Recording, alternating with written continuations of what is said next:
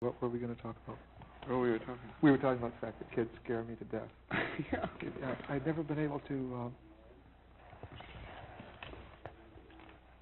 Sometimes it's like it's almost racist, except that it's not race. It's that age thing. They seem so different, What did you do when your little boy was little? Did you do the diapers and all that stuff? Yeah, as much as I could, but it was so hard. It was so. Yeah, well, it's hard for everybody. Because they're so different, They don't. It seems like it takes. They almost have to be 30 years old or 25 years old before. Really? Before I feel like they're the same race as I am. They always feel to me like they're sort of from a different planet or something like that. They're definitely. I don't have any trouble spending time with them at all.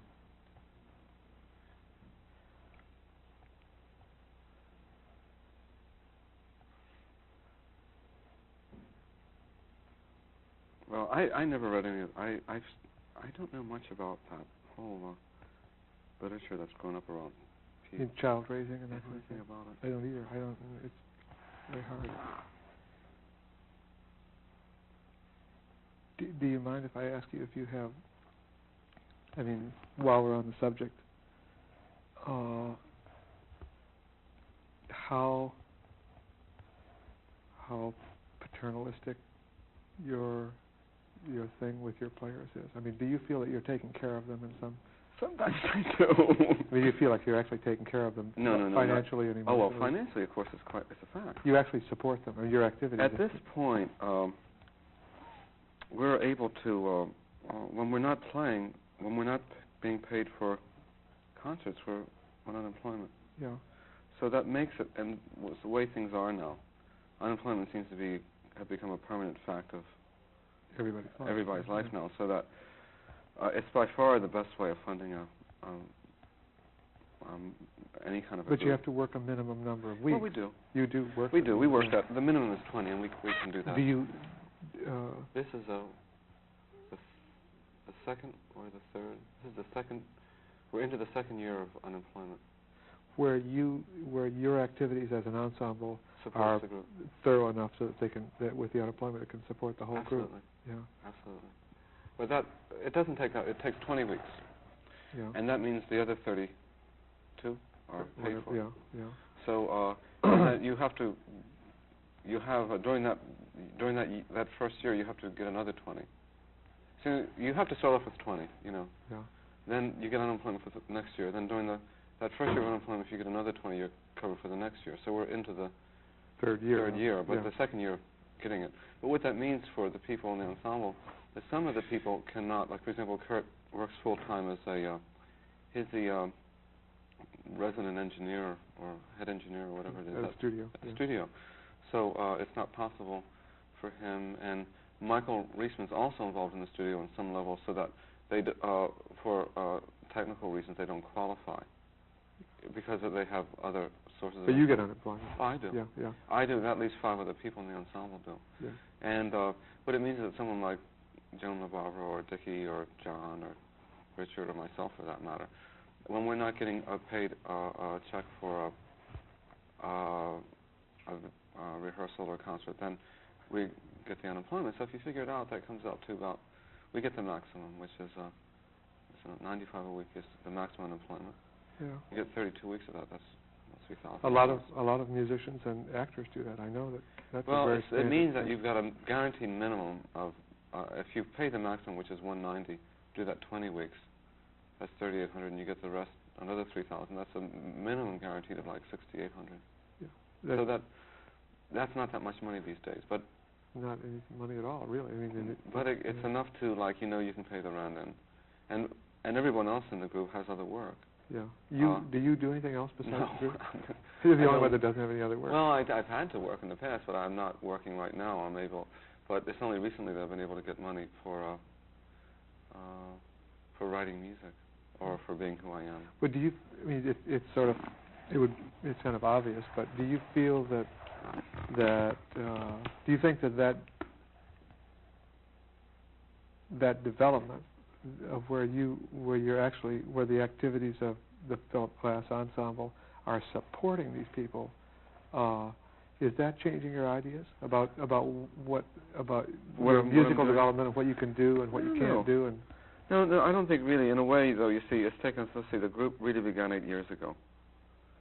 Yeah. And we've been together. We began actually making any kind of money at all only in the last 3 years.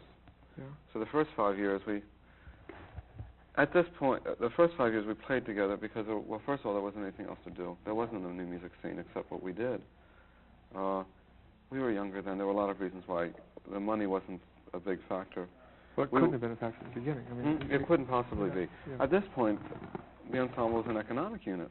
I mean, it provides, in the same way that I think the Duke Ellington Band was an economic unit for him, the Count Basie Band. And there's nothing wrong with that at all. It's just a fact. And it has nothing, in a sense, I think it doesn't, the artistic choices aren't, I think they're not unaffected by it, but on the other hand, I don't think that's a bad thing. Oh, here it comes. I don't think it's a bad thing. It's just another kind of reality. For example, what I'm doing now, I just been working on this piece with Bob Wilson, this Einstein on the Beach, this opera that we're doing together, and I built the group in. I built all the music was built around the ensemble, and I added the voices, and so it was a way of keeping. You see, I thought of it this way. Well, after the opera's over, I'll get at least 2 programs of music out of it. Yeah. Two concerts. Two different concert programs will come out of that. Yeah. Plus your recording. You'll have a... Plus there'll be other things involved in it too, and it makes it. See, for example, when I got into this, it made it much easier for me to work on the opera in the sense that I knew who I was writing for. And my music is very demanding to play. Not everyone can play it. I've sat down with so-called, with people that are new music people, and some of them had a lot of trouble. Yeah. This opera's like a 5-hour piece, and like some of these people, like Dickie and Michael or Joan, they have gotten so used to the discipline of the music and the energy that's required that there's no problem for them. When did that idea of, I don't mean to be historical, but when I first started hearing your music, actually David was playing with you then, or that was a long time ago, but David Behrman. Oh yeah, that was nice. But but when did you get into the idea of long? Isn't music long pieces? How did that happen? Well, the time 4.5 hours. You did the music in 12 parts. That's 4 hours. 4.5 hours. That's 4 hours. The opera's for almost 5. Yeah. The time. I think there are several reasons for that. One is that partly is that the music requires that time frame to speak, don't you think? Yeah, I think it does, yeah. It's about the whole idea of using repetitive structures and puts you into that thing. That's one thing. From the beginning, when I began working this way, which was mostly by myself, like in the mid-60s, 66, 67, I was working alone. I could see right away that I was in a much bigger time frame than I had been working in up until then. It simply required, it took me 15 or 20 minutes just to get something that I could listen to long enough for it to work like that. So then there's the other thing, now this is getting into the real historical thing, is that if you look at it from another point of view, that when I was a music student, the first pieces I was interested in, I remember so clearly when I was about 15, I got very interested in Webern. Of course, it's so short, Short, yeah. I loved, especially those string quartet pieces and stuff like that. And I studied that music. That music, in terms of length, I eclipsed all of his music years ago. I've read more music in terms of length of time. But I think it's just partly that I personally seem to be very subject to the pendulum effect of, if I came from whatever I did before, I'm always doing the opposite. It seems to me. It just seems to me that seems to be true. It's even true with the music I'm doing now. But it's so, well, the difference between the two pieces is obvious, but that's part of it. That's what I was asking you about the economic thing. It seemed to me that what happens in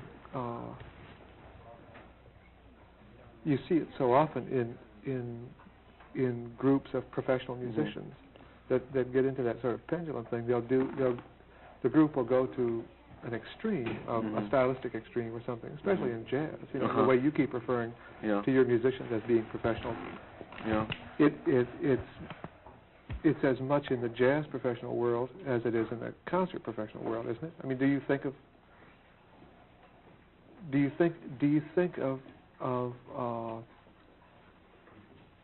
that pendulum effect as affecting you as I think it affecting you affects me all the time in a professional lot of different ways. Yes, partly that has to do with another thing. Like when I was a student, I was very far from. I don't think I imagined that I would ever actually be making a living as a performing musician. When I was a music student, what you did in those days was that you wrote your music and you gave it to someone else to play. Yeah. And you got a teaching job, and that was it. You know, it was very ivory tower kind of thing. And I understand that's actually the way most people still live. Most people, exactly. Most composers still live that way. But, and as a student at Juilliard and whatever, in fact, we were discouraged from playing our music in a very insidious way because we were surrounded by such good players. See, when I went to Juilliard, I still could play the flute somewhat. I couldn't play the piano hardly at all. I learned it when I took piano as a minor when I was there, and I actually began playing the piano fairly late, like when I was 19 or 20. But I could still play the flute fairly well, but there were so many good flutists around, it was pointless, you know, to play it myself when you weren't encouraged to do it. In other words, the idea was that there were these people there, they were the musicians, and we were the composers, and when you wrote the music, you gave it to them. Of course, I mean, I think that was a real defect of that system, looking back on it now. And it never occurred to me at the time that it was, because I was quite willing to, I mean, I just couldn't play with those guys. They were too good, you know. So, and now I make my living. I mean, I think of myself as a practical musician, and I'm not as good a piano player as some of the keyboard players I work with, because like someone like Michael, he's really, you know, he can do anything. Yeah. You know, we've had other, but it's not always required. Like, one of the best piano players we had was a guy named Robert Prado, who was actually a trumpet player. But like me, he picked up the piano as a second instrument. And the thing about Robert was his sense of time was just faultless. It was, we didn't even have to count down a piece. I could just go like this. And we always played together, and it seemed like within the first two eighth notes he knew that. I tried to fool him, and I couldn't. Yeah. He was a very, very good musician, but he wasn't really a piano player. Do most of your players come out of a jazz background? Or Robert Prado was another boy from Louisiana. He's dead now. He died in an accident. Yeah, I read that. Really,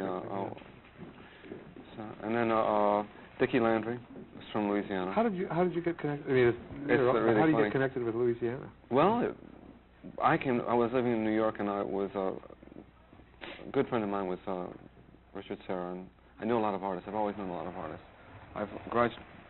I think I've gravitated to the artists in a way because they were always more open than the musicians. Yeah. You know, and I always liked looking at what they did, and they were more interested, really, in what I was doing. In life. And yeah, it was better. Just so I always had my friends were always there. That's one of the things why I've been in the art world. I've always been in the art world. When I was 15 and 16, my first friends were artists, and I used to go to museums with them, and they showed me, I mean, they taught me a lot about how to look at things, and not that I know that much about it, though, and you're bound to pick up something after a while. But, so I knew Richard Serra, and we were very close friends. We knew each other in Europe, where I had been a student, and when we came back, we were both working. He wasn't able to make a living in those days, nor was I. I think my first job in New York, I was a furniture mover, and Richard had just finished that. He was starting to sell his pieces, and he gave me his truck. So I got his truck, and I began moving furniture. Anyway, we were very close. And I worked with him. I was his assistant for a number of years, too, and which was fun, too. You mean building things? Well, yeah, I helped fabricate the pieces. Yeah. But anyway, and one of his friends was a man named Keith Saunier, who was another, this is back in 67, 68, when we were all getting to New York at the first time, and these people since then have become very much established as the not so younger now, but they were establishing themselves as a young movement that kind of came after the minimal movement, which came after the pop movement, which came after the. And so But you're associated with them musically too. Well, I am, but you know, it's you mean with Richard Serra. Yes, I am, but that's really happenstance. I don't think. Well, we can talk about that, but this whole minimal thing, I think, was. It's because my friends happened to be Richard and Keith, and I knew Don Judd, and I knew all these people, and Michael Snow. But I wonder whether that's really true. I mean, I think that was just a handy thing. But anyway, getting back to how I met Dickie, Keith was from Louisiana, and Dickie came up from Louisiana, and I met Dickie through him, and then Richard Peck came up to stay with Dickie, and he started playing with me, and then Robert Prado was a friend, and he came up. It was like, for a while, Dickie had a place down in Chinatown, Chatham Square, which is the name of our record company. Yeah. And that was kind of like a halfway house. People would come in from Louisiana, and they would stay at his place. And since we rehearsed there also. Pick up guys for the band. they always did every day. One of them, Rusty Gelder, Robert Prado, Richard Peck, and a guy named John Smith who played with White Trash. At one point, we had 5 Cajuns in the band. They were almost all Cajuns, except for John Gibson and me. We were there. Well, you mean Cajun? You mean it's popular music, though? I mean, their background is popular music. Yeah. Well, it's a little bit more than that. It's more complicated than that. Dickie also was a trained musician in the sense that he, I think he has a master's degree or something, and he was a composer. He did film music. He's done film music. He doesn't like to write down music. I mean, he's not that kind of musician. There was a time in his life when he did do that, but at this point he doesn't do that anymore. He played, but they all of them were from that that's their background. Dickie played in those and there's just a lot of music down there, you know, down in Louisiana. I was down there once visiting, and we did a concert down there. You've played your music down there? Yeah, yeah. I have. And they have real strong ties with, like, John Smith he played with me just once, really, but he was a very good friend of Dickie's, and, like, he was staying with Dickie, and we were rehearsing, and he said, you know, can I sit in, you know? Yeah. And I said, if you can read it, you can do it.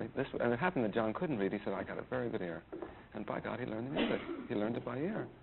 You know, I said, well, it'll be easier to learn to read than to memorize his music. And he said, not for me. And he learned to play music with changing parts, which had some improvised sections in it. We did one concert. It was at La Mama. Ellen Stewart sponsored the concert. And you were there. I was there. That was the first time I heard your music. Right. That was. That's why I'm here. That's right. Why Right. The 5 horn players. The only people who weren't from Louisiana that afternoon were John Gibson and me. Everyone else was. That's 5 other people. Yeah, that was a strange, heavy band. It was a very. But I liked it. You know, it gave us something to do. And you know, you get tired of it. What I liked about it is that it brought another flavor into the music, which I think I've been conscious of that. Well, the time in your music is very peculiar. It's hard to find what the roots of it are, because it doesn't sound European, and it doesn't sound... I don't think it's that exotic sounding either. I don't think it sounds Indian at all. Oh, not Indian. No. Not at all. But it doesn't sound like popular music either. It doesn't... I wonder what that is. It's a kind of time feeling that's different from I don't know why that is. I don't know why it is. It's changed since I heard it. Has it changed very much? Yeah. You know, it's also gotten faster. It's changed. Your music used to be... The rate of... Used to be... It appeared to me to be very much slower. Yes, each piece seems to be getting faster. Well, that's like what we call... I call that the rate of change, not the feeling of how fast it's going. The rate of change of the music. Yeah. But in the new piece, in Einstein, it slowed down again. I think it got as fast as it's going to get. And I think I feel it's starting to slow down. It's again the pendulum. Really? Yeah, it's starting to slow down. And now the new piece I'm doing, I just started a new piece, which doesn't, I like that. I'm starting to think again about what happened was I started out with a very extended time sense, and gradually the rate of change became quicker and quicker until the piece, the second piece we did, the long piece from Einstein, the rate of change is really quite quick. Yesterday. Yes, what we did the second one. And yeah. Besides that, there's sections in it. There's different kinds of music in it. And now I'm writing a piece now which is much more like the pieces I wrote in 1968. Without, less structural change. Yeah. Because the piece yesterday went, the way it breaks down into smaller parts makes it seem to go very fast. So it occupies a lot of time. I know. Well, it was another way. See, in a way that I darn near can't play that piece under half an hour. I mean, one thing that's happened is that the piece is the rate of change increases, the overall length of the pieces can increase as well. But those things are just, I tell you, I just go along with those things. My feeling about those things are extremely subjective. I was thinking yesterday that when the band, when the group of people that you've been working with has been together as long as yours, you must get into things that are sort of special skills. Oh, sure. Yeah. I mean, yesterday, I mean, the music for Einstein has those strange breaks in it that are really special skill kind of breaks. Mm-hmm. They're very surprising. Which ones are you thinking of? But when the sections change, you'll just everybody jumps into a new sort of feeling. Yeah. And well, you know, when I do the parts now, when I'm writing the pieces now, I write the parts for the players and not for the instrument. Sometimes I don't even know what instrument they're going to play. Like Dickie can play alto or tenor or flute. Yeah. Well, it's not orchestrated for. It's orchestrated. It's orchestrated by the person in a way. Yeah. The instrument can actually change. Do you do that in concert? I mean, do you make those decisions before you reveal the piece? Well, I do it to an extent. Like in the rehearsal period, we'll have pieces that I'll think it'll be a flute that Dickie will be playing, but when we get right down to it, we may change it. It may become a soprano. But when I write the pieces out now, I don't write the scores anymore. There aren't any scores. They're just the parts. Just the parts. Yes. Yeah. So there's no need to write the score. No one's going to read it anyway. And I tell you, it takes an awful long time to wrote those scores. And I found a way of getting. And the only reason I started to write the score to Music in 12 Parts, which is that 4-hour piece. Yeah. And I made a score for part 1. It took me about 4 days, and I figured at that rate, it was going to take a lot of time. You know, I wasn't going to do it. So I wanted to copyright the piece because I wanted to make the records. So what I did is I took all my parts, and I called that the lead sheet. Yeah. And I sent that down and said, this is the lead sheet, and everyone plays the changes from that sheet, just like a jazz score. And they let it go through. I got a copyright on the lead sheet, which, as far as I'm concerned, is a copyright. Mm-hmm. So that meant that the only reason for doing the score was for that reason. Yeah. The other reason would be for foundation people, but I just can't do it. I mean, I'm not going to copy out a score. So what I do now is the way I do the pieces is I write out my part. Actually, I sometimes don't write out my part. What I do is I'll make the notes to the piece. And sometimes I'll never have a part. Then from that I'll first write Dickie's part, then Michael's part, then John's part, then Joan's part. And so I know it's really for them, you know. I know exactly I know how Joan sounds, and I know what John is good at. I know what Dickie, and one of the reasons that I try to write to the strengths of the group. Do you, when you're doing that orchestrating, I mean, apart from the fact that it's a fixed ensemble, do you think of it as being made up of a lot of lines, or do you think of it as being sort of I don't know how to say this. There's no word for it in the traditional description of music, but do you think of it as being an orchestrated one line or a color change, or do you think of it as being a counterpoint? Oh, I don't think of it as counterpoint. I think of it as, I guess, strands or lines.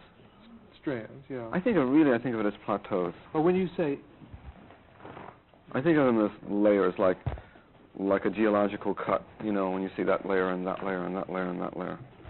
But they're only layers in the sense that they're different colors, because you don't really get into bass versus soprano. There's a lot of... There is now in that last piece. Didn't you hear that? At the end of that piece, you've got the bass line, you've got Joan singing that long line when you get into the I don't know what you call it, but that cadence. The cadence, the long refrains. Well, one of the reasons I put that in was because with Music in 12 Parts, well, we can talk about well, it was such a long piece to do. I spent 3 or 4 years, spent much too much time on it. I think I spent 3 years on the piece. But by the time I got halfway through the piece, I decided to change the rules. I just noticed that I had been operating under a lot of rules that had become automatic, and that there were things that weren't possible to do in my music because I had made them forbidden. To yourself, you mean? To myself. Yeah. And the whole latter part of Music in 12 Parts is gradually breaking down those rules, like starting from part 9, 10, 11, and 12. It's just, by the time you get to part 12, I'm doing all the things that you can't do in part 1. It's chromatic, it's cadential. Yeah. I mean, all And then in Einstein I did the same. So then I took advantage of it. Like the idea of using a real root movement in my music was really a forbidden thing for many, many years. I mean, there was a piece would start with a set of notes and it would never change. There was no root movement at all. And I just said, well, how is it possible that there's something I can't do? I mean, that seemed rather strange. Academic. It seemed academic. Yeah, I can't I know. tie myself down like that. And I said, well, what is it I can't do? And I can't do cadences, and so I made a piece with cadences. I see. You know, it was a kind of a decision in a way, but besides being, I'm making it sound more intellectual than it really was, because another thing that happened was that certain things that are left out, after a while I kind of get a yen for them. Like if there's no root movement, and I haven't worked with root movement for 6 or 7 years, after a while I just want to hear it. Yeah. It's like I haven't had that sound for so long, and it began coming to the music, and maybe it was really more like I was starting to hear that because I hadn't heard it in so long, and then my first reaction was I couldn't do it, and then I said, well, why can't I do it? Well, there's this rule, and rule? Who's making the rules? I'm making the rules, and then that was the end of the rule. But it wasn't so much like I looked at the music and said, this is missing, therefore I'll put it in. But like with the chromaticism that came into the music, after all that pentatonic and white note music and all that, I mean, after a while I just wanted to hear a chromatic flavor in the music somewhere. And I started off with something that interested me very much, was like the minor scale has that ambiguous 6 and 7th degree and that seemed to me like a key to chromaticism for me. Like, how could I work that in? You know, I had to find a place in my music where it made some sense. Well, yesterday I heard you sort of working at it before we actually started recording, and there are a lot of the parts in it that are modal in that way of you don't feel the root movement until everybody starts playing. Yes, that's right. It has a lot of the old qualities plus. Yes. The Are you talking about the fact that you really can't hear the pieces unless everyone's playing? Yeah. Yes, that's funny, isn't it? It doesn't exist, sort of. I mean, it's funny, isn't it? And the fact that there are only parts at this point. Yeah. In a way, the piece really exists when we sit down and play it, and it's given me a whole... I was going to ask you two other things before I forget. We can start talking about it, but one is it seems. John, can I have something to drink? It seems. Your music is so accessible technically. I mean, because you can actually, it can be notated and it can be played on instruments that are available. You can, why do you? But I know you've told me many times that you don't want people to play your music in that. Well, there's sense. several reasons for that. Why? Could you just say why that is? There's several reasons for that. For one thing is that I don't think, we spend a lot of time learning the music. I don't think anyone's going to spend that time. So I don't think the music would be badly played. First of all, badly played. But that's not as important. That's like not as important, I think, because I might even allow. I think eventually people could learn to do it, and there might even be some money involved. And I'm gonna get the string. Yeah. Get the string from John. Oh yeah, I'd like. Oh, you got two? Okay, that's fine. How did we start? Great, that's fine. Oh, I think the real reason where economic was up was that I felt that if you could, see, the thing is that at the point when I began really I made a commitment to making a living as a musician who played music, as a practical musician, you want to call it. I don't know what else to call it. And I don't know when that happened. That came out of part of my experience of having to make a living in New York. And that became as a result of my deciding that I wouldn't be a music teacher. Yeah. And that left me just street jobs or music. Yeah. And at the point, the more I did the street jobs, the more you want to do music. The more I wanted. I mean, it just became, and I became very, I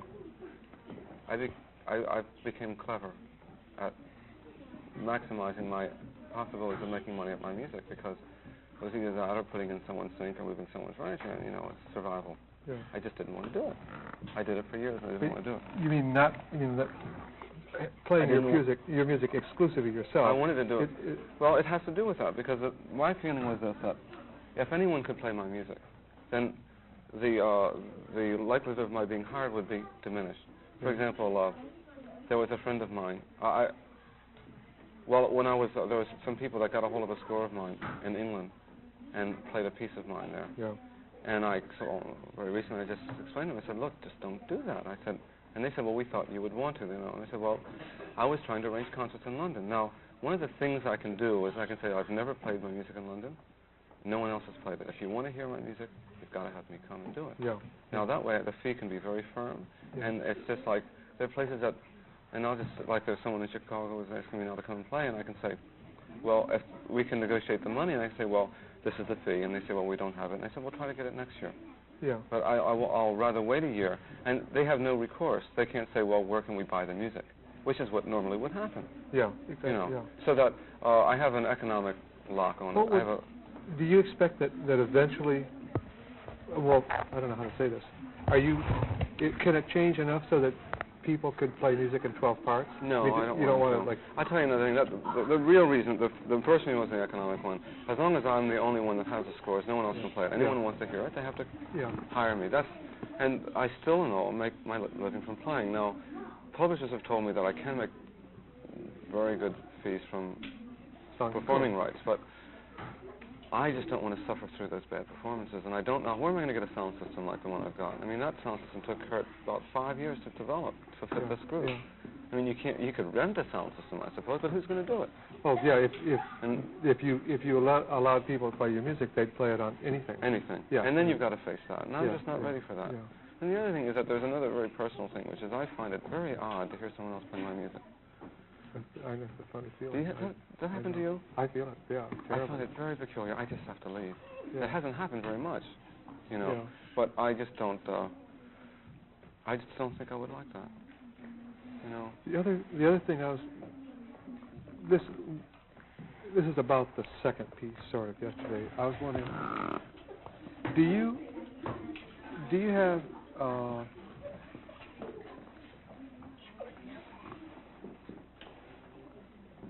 I have to figure out a way to ask the question so it doesn't sound just stupid, but do you think of a format that you have to fulfill before you start, or is there some internal process for each of these pieces that makes a piece last 20 minutes or 30 minutes? I think it's the second idea. I think that what's happened is that as I become, as I've written more and more music, what's happened is that at the beginning, let's put it this way, go back. When I began writing music, I began rather technically. I learned how to write music from my teachers, and my first music was modeled after them.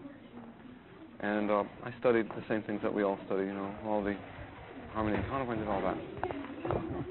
And all the different, the things you do as a student. Yeah. So that I knew a lot about music in terms of what models were there. Yeah. And for a long time, my music was built on the models.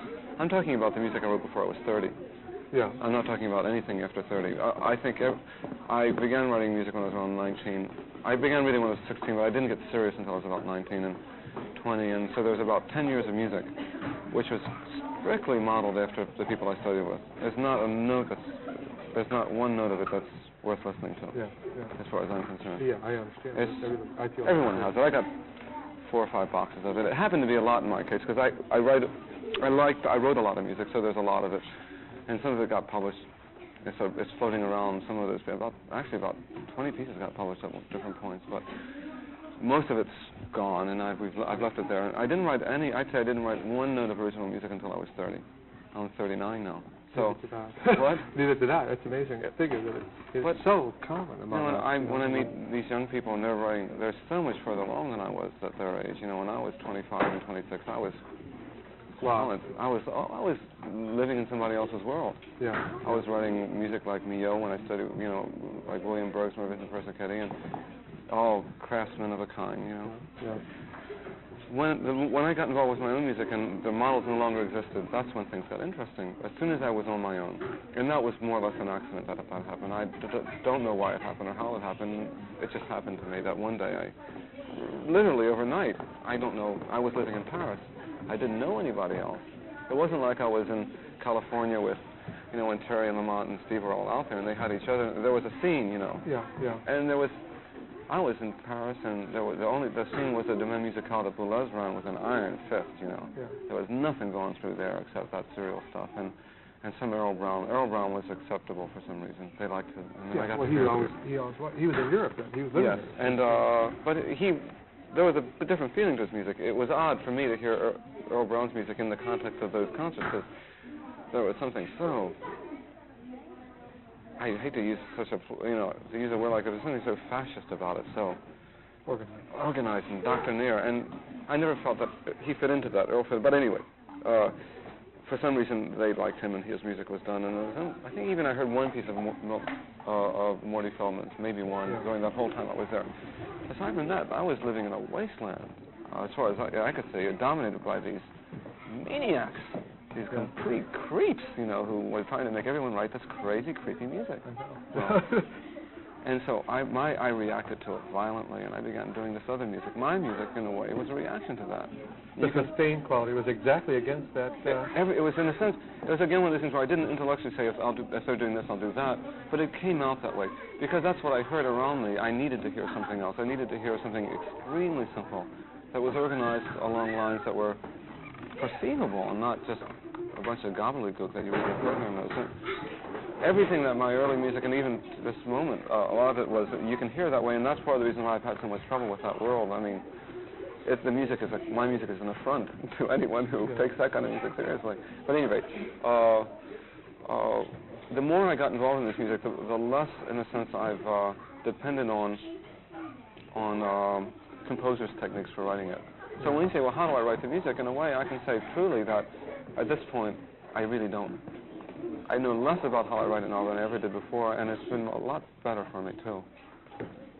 I tell you, I never think about music until I'm writing it. I don't have any ideas. My mind's almost always empty. But with the Einstein, with the work, the Einstein work. How did I do that? Well, we might as well say what it is. I don't know. Oh, it's an opera that Bob Wilson and I are doing together. It's about 5 hours, 4.5 hours. Did you decide in advance that you had to occupy 5 hours? We set out. We did that. Yeah. Because the only thing we had in common to work with to begin with was a time medium. Yeah, you both occupy large portions of time. So we said, well, we're going to be. How long will the piece be? How will we divide it up? We divided it up into 4 acts, into an hour for each act, and to 10 or 15 minutes for each entr'acte. Mm-hmm. Then Bob made some drawings, and I took the drawings, and I used that as a point of departure in a way. We set out themes, like a train theme, a trial theme, a jail theme, a spaceship theme. Actually, there were 3 themes. I'm not getting it quite right, but and we addressed ourselves to the themes as problems. And he began by making drawings, and I used the drawings, but in a way, I didn't. I tell you how I did it. I was living up in Canada at the time. I have this place up there. I write a lot of music there in the summertime up in Cape Breton. And I got this little house in the little A-frame in the woods. It's really beautiful. It's very ideal. It's the kind of thing everyone should have. Every composer or a human being should have something like that. It's a little house in the woods, A-frame. And I almost never have any ideas about music. I work directly with. I don't have any ideas that I then have to translate into something. You know what I mean? I don't say, I got an idea. It never happens to me. Never. I never get any ideas about music that way. What I do is I sit down, and there's another thing that when I was at Juilliard, I learned to write away from the piano how you're supposed to. Yeah. No, I never write away from the piano. Yeah. It's totally unreal for me. So you just sit down and start. I sit down and I start playing. Come out. And it just comes out. And what I do with the drawings is I took Bob's book of drawings and said, okay, first scene, put the drawing there, I looked at it, and I played some music. Well, it's not as easy as that. It isn't just a question of playing it and then writing it down. It can take a little bit of time to work out. I'll find ideas that seem to be appropriate, and then I just kind of do it. I don't know how long. Well, in this case, it's become very subjective. Isn't quite the correct word. That I don't mean subjective as opposed to objective. I mean, I guess I mean semi-conscious in a way. I don't really. I've got all this technique now. I have not only the technique that I learned as a student, which maybe some of it was useful, but anyway, I've got it. But all the technique of the last 8 or 9 years of writing the kind of music that I write now. I know how to do a lot of things. Technique is what technique is knowing how to do something. Yeah. And it's not How to start. How to start, how to make it, how to keep going, and how to finish, and all that stuff. I just know a lot of that stuff now, and I've always written a lot of music. You know, I've always so I've done a lot, and so I've got that technique, and I don't think about it. It's not that it's unconscious; it's just that I've got it, and it's no longer a problem. There can be problems in the music, but I don't know where they're from. There are problems in the music, but not so as you'd notice, you know. Yeah. Does that make any sense at all? Yeah, I tell you, I really write. I'll tell you what, I know when I'm ready to write a piece. Like, do you feel it physically, or how do you know when you're ready to write a piece? I just know it, Bob. It's like something in my, something pushing out of my. I mean, it takes a long time to come. I told Bob when we were finishing this rehearsal period, and I just said to gee, I want some time. I want to write a piece. And he said, what is it? I said, I don't know yet, but I knew I was ready to write a piece, and I hadn't felt that for a while. That didn't have anything to do with the opera? Nothing to do with that. And almost a day after the piece was over, I sat down. I began writing a new piece. And it's helpful in a way because if I don't have that feeling, I won't bother. Yeah. I mean, I don't say, well, I've got to write a piece, and I'll go. If I don't feel ready to do one, I don't know. I just don't want to do. I don't feel like working anymore unless I have that. Unless I know that there's something to do. Yeah. It sounds very subjective and romantic, doesn't it? Yeah. Well, it's I don't, actually that's really the way it is. And I can't. I mean, I could say something else, but in fact, I have a feeling that I have a feeling I'm about to write a piece. It's like, you know how sometimes people can tell you when the phone's going to ring. Yeah. You know, or they know they're going to get a letter from somebody. It's that feeling. Yeah. It's completely real. It's subjective. It's intuitive or whatever. Subjective isn't really the word I mean to use. It's very intuitive. Intuitive is a better word because I hate to use subjective. Always brings up the opposite of objective, and I don't mean that dichotomy because I don't think I'm living in that kind of dichotomy. But I think it's.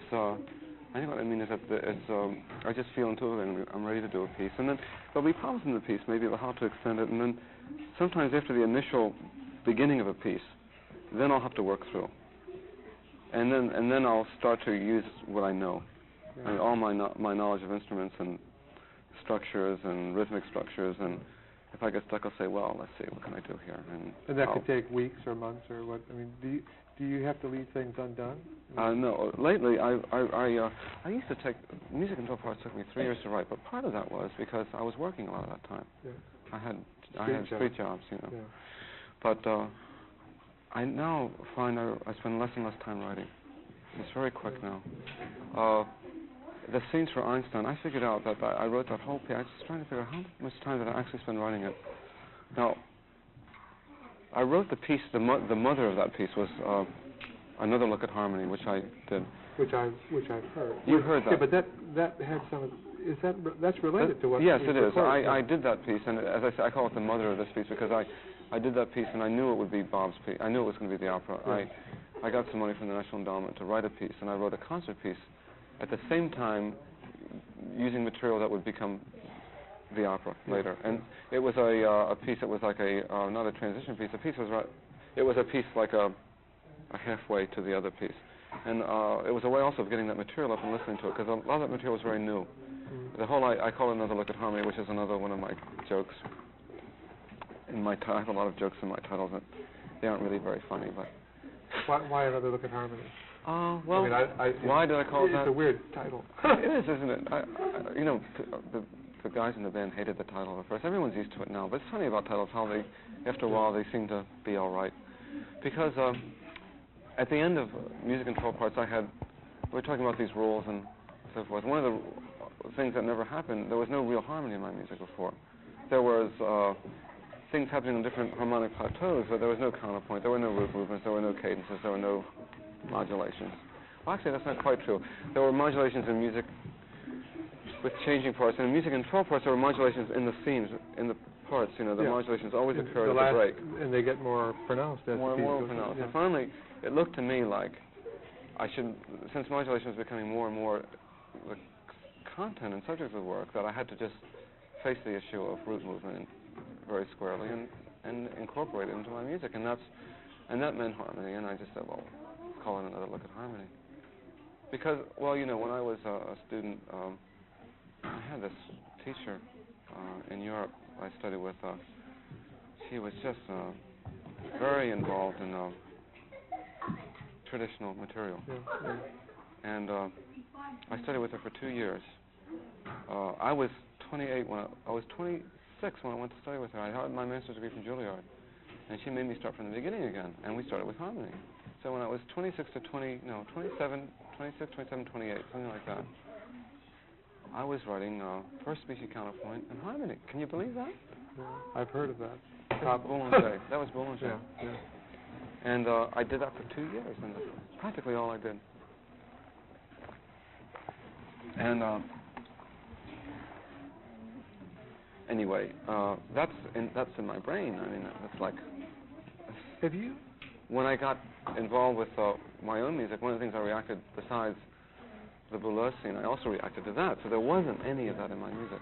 There was no harmony or counterpoint in my music. And then 8 or 9 years later, I said, well, it's coming back, and so the title was natural to me. For me, it was an autobiographical title. It was another look at harmony. The last time I had looked at it was 9 years before, when I had, for studying music, that's fairly old, at 27, 28, to be writing first species counterpoint.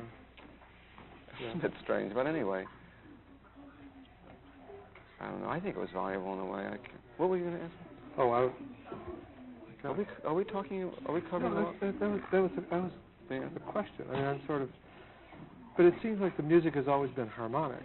You know, so when it's not been. It's not been noise. No, what I'm talking about. When I talk about melodic harmony, I'm talking about root movement. Yeah. I'm talking about a specific. I'm talking about functional harmony, root movement, whatever you want to call it. I'm talking about that specific. I'm talking about the technology of 18th and 19th century music. Yeah. Right. I think it's interesting that. See, that music's in our popular music. You know, we've never left it. If you turn on, I listen to the radio a lot myself. I mean, I don't know what you listen to, but I listen to the radio, and I hear it all the time. I mean, it's I hear it in. I listen to ABC and CBS and all that stuff, and that's what a lot of the music world's involved with that. Yeah. They're not involved with the stuff we're involved with. Kids, any kids, when they start doing music, what they're going to do is learn changes. Yeah. The guys that I play with, they know changes, and that's what I'm.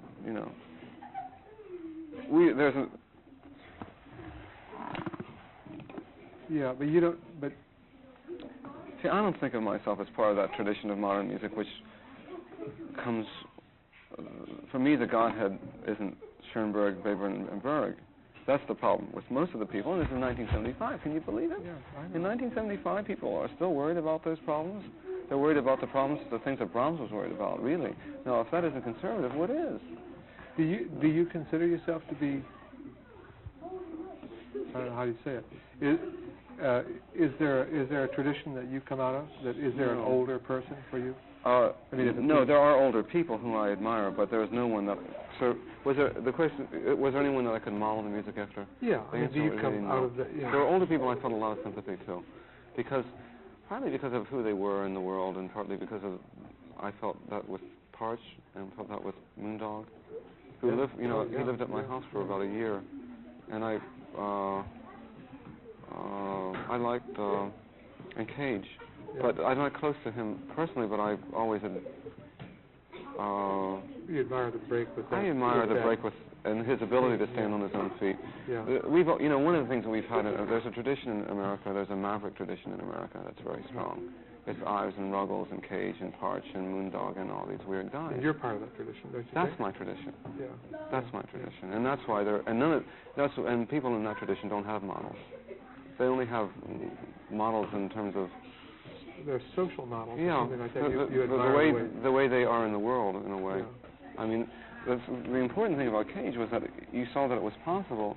He was when I decided to commit myself to making a living as a composer, the only composer I knew who had done that was Cage. And of course, at the time, I didn't realize until more recently that it was really he wasn't until he was 50 that he was able to do that. He had a lot of hard years, but.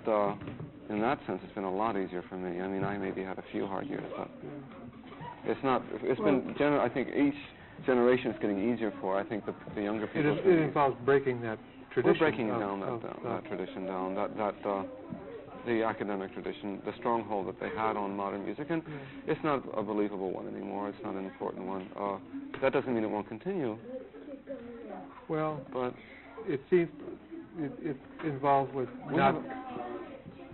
People don't believe now that or at least the people who listen to your music don't think so much that when you're older you're smarter. You know, that you're Well, the other thing is that what we're really fighting for, and it's not just me, but we're just fighting for an alternate tradition. Yeah. And what we have on our side is we have an audience. Yeah. That's real important. You definitely have an audience. I mean, you have a very, very solid audience. Well, they respect. That makes it somehow the work.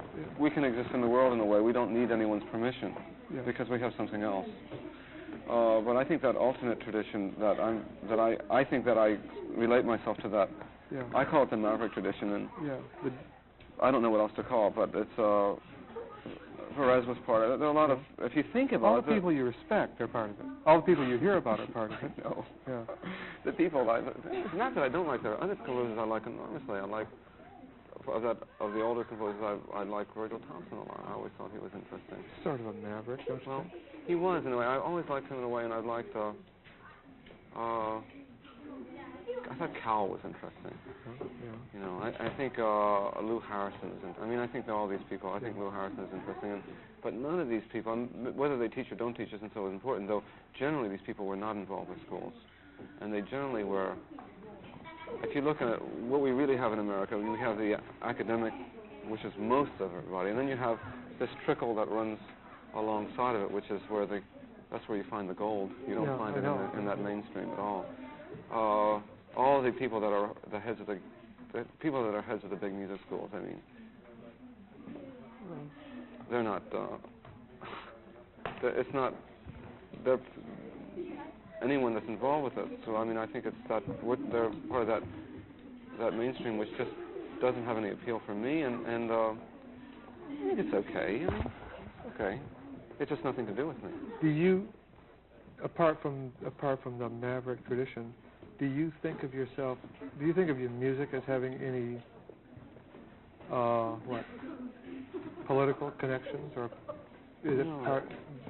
No, because you said to me 2 or 3 times that you think of yourself as being part of the working class. I mean, that's nice. I mean, it's a huge tradition in.